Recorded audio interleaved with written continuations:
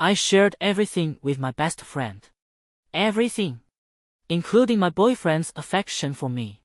When Miles Simmons bought me a gift, there was always a second one for Leslie Chavez. When he helped me put together a proposal, my name went first, hers second. Even the trips we planned, every single one came with a buy-two-get-one free package. Wherever we went, we brought Leslie along. I used to think I was sharing an overflow of Miles's love for me, spilling onto the people closest to him. I was an idiot. Tonight, I watched the crab meat I'd spent 20 minutes painstakingly picking apart for Miles end up in Leslie's bowl, and something inside me snapped. Not loudly. Not dramatically. Just a clean, quiet break, like a thread finally giving way. All of it suddenly felt pointless. Sharing everything with Leslie had been a habit since I was 5. Toys. Snacks. Secrets. I gave her half of everything I had because that's what best friends did. But if what she wanted was my boyfriend, all to herself, then I no longer had to keep my distance from that senior she'd been crushing on for years. The thought sat in my chest, cold and sharp, as Leslie polished off the crab meat in 2 bites. She didn't even look at me.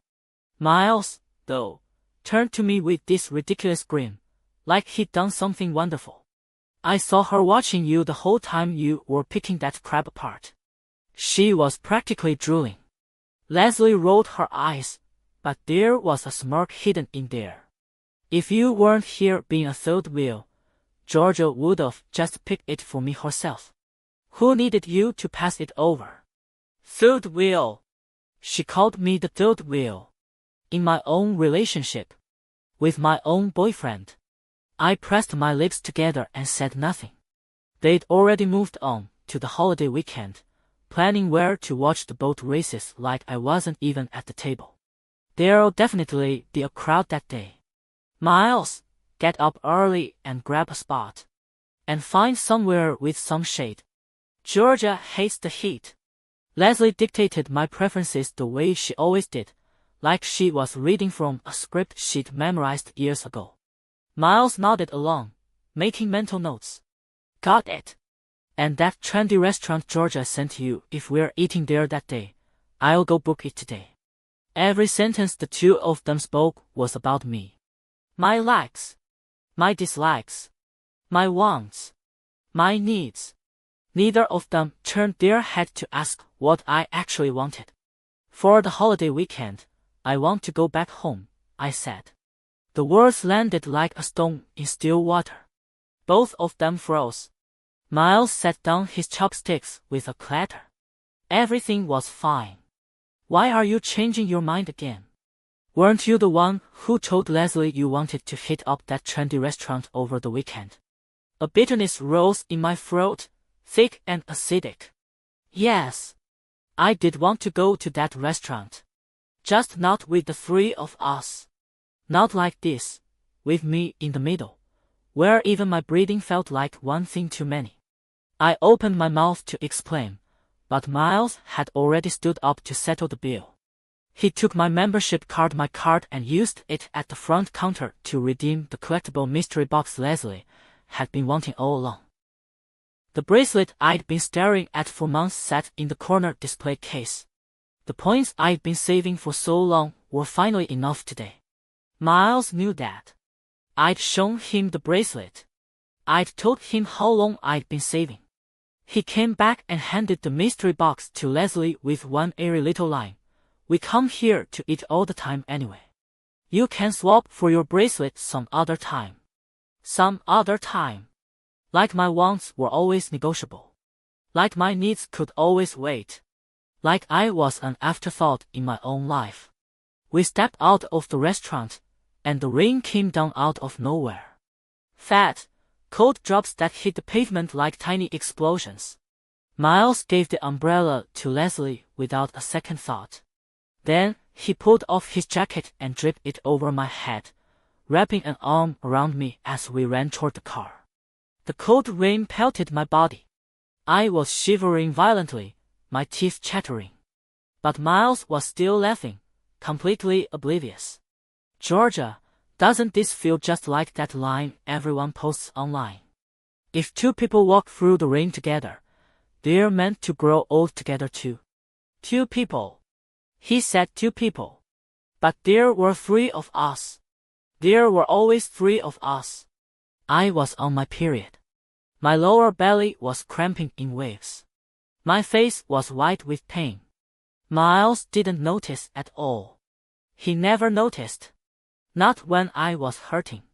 Not when I was exhausted. Not when I was slowly disappearing right in front of him. We got in the car. Leslie climbed into the back seat the way she always did, leaving the passenger seat for me.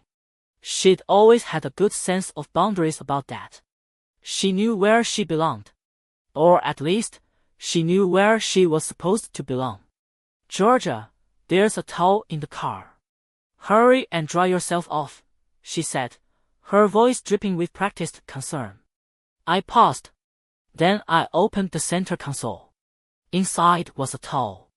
A blanket. Hand warmers. Everything I might need, neatly arranged like someone had prepared for this exact moment. Leslie leaned forward, adjusted the air conditioning with practiced ease, and tucked the blanket over me. A little warmth seeped into me.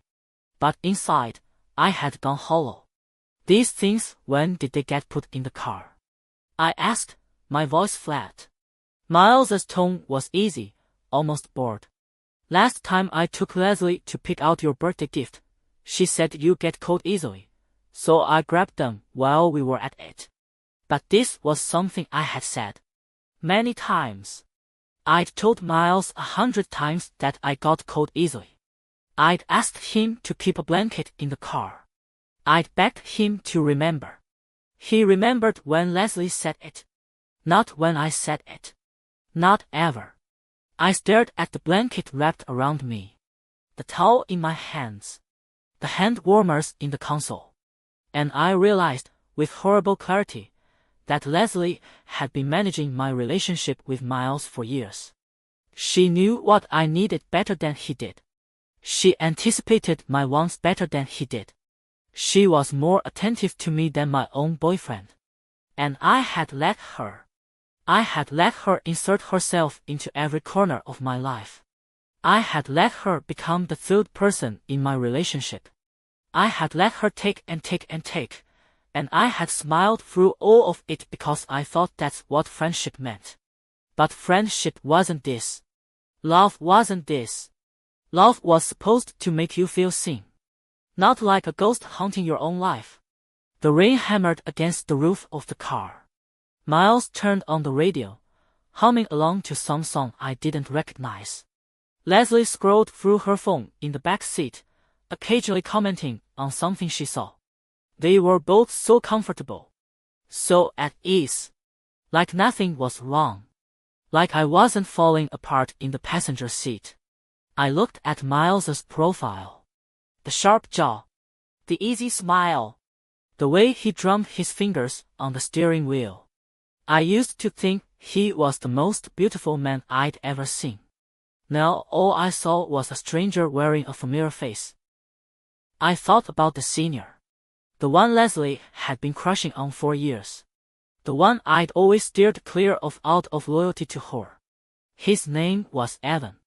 He was in the engineering department. He had kind eyes and a quiet laugh and a way of looking at me that made my stomach flip. I'd ignored it. Every time. Because Leslie liked him. And I shared everything with Leslie. Except this. Except this cold, sharp certainty that I was done being a doormat. Miles, I said. He glanced at me. Yeah. Pull over. What? Why? Just pull over. He frowned, confused, but he did it. The car rolled to a stop at the side of the road. Rain continued to pour down, turning the world into a blurry watercolor painting. I unbuckled my seatbelt. I opened the door. Cold air rushed in, and Leslie's voice came from behind me, sharp and bewildered. Georgia, what are you doing? I stepped out of the car. The rain soaked through my clothes in seconds. I didn't care. Miles leaned over, his face a mask of confusion. Georgia, get back in the car. You're going to get sick. Good. What? I turned around and looked at them through the open door.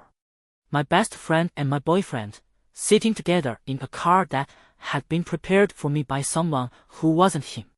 I'm not going to the boat races, I said. I'm not going to the restaurant. I'm not doing any of it. Leslie's face went pale. Georgia, don't be dramatic. Get back in the car. Did you know he was going to give you the mystery box? I asked her. She hesitated. Just a split second. But it was enough. And did you know about the towel? The blanket? The hand warmers? Another hesitation. I laughed. It was a hollow sound, swallowed by the rain. You've been managing him for me. All this time. You've been his memory. You've been his attention. You've been everything I should have been to him. And you've been everything he should have been to me. Georgia. I'm done. I slammed the car door. The engine was still running. Miles was still staring at me through the window, his mouth open, his brow furrowed like he genuinely couldn't understand what was happening. Leslie's face was pressed against the glass, her eyes wide, her lips moving like she was still trying to talk me down. I turned around and walked into the rain. I had no umbrella, no jacket, no car. I had nothing but the clothes on my back and the cold certainty that I was finally done. The car didn't move. I could hear Miles yelling my name through the window. I could hear Leslie's voice, sharp and pleading. Neither of them got out. Neither of them followed. I walked until the car disappeared from my rearview mirror of memory. Then I pulled out my phone. Water dripped onto the screen. I typed a message to Evan. Hey, I know this is random, but do you still want to get coffee sometime? I hit send. Then I turned off my phone, put it in my pocket, and kept walking. Because Leslie wanted my boyfriend. And Miles wanted someone who wasn't me. And I had spent my whole life sharing everything I had with a woman who had been quietly taking everything I loved. But there was one thing she couldn't take from me. My choices. My future. My life. And I was going to take it all back. One step at a time. In the rain. Alone. And for the first time in years, I was okay with that.